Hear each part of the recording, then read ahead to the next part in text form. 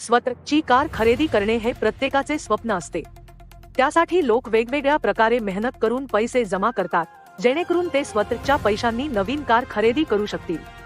पण एवढ्या मेहनतीनंतर जेव्हा आपण कार विकत घेतो तेव्हा ती लवकर खराब होऊ नये अथवा ती कोणी चोरू नये म्हणून तिची खूप काळजी घेणे आणि तिच्यावर लक्ष देणे महत्त्वाचे ठरते.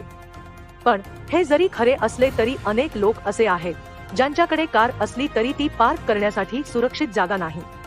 अशा वेळी लोकांना आपल्या कार रस्त्यावर उभ्या कराव्या लागतात.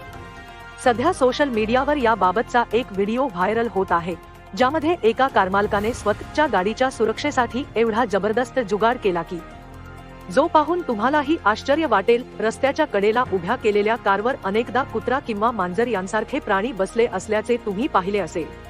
हे प्राणी एकतर कारचे कव्हर फाडतात किंवा कारवर नखांनी ओरखडे काढतात. एवढेच नाही तर रस्त्याच्या कडेला लावलेली कार अनेकदा चोरीला जाण्याचीही भीती असते.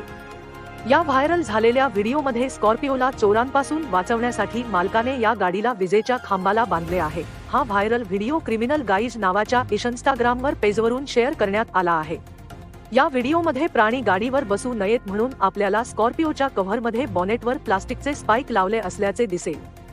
कारची मागची बाजू विजेच्या खांबाला बांधण्यासाठी जाड केबलचा वापर करण्यात आला आहे. या केबल्स खूप मजबूत आहेत, ज्या सहज कापता येत नाहीत.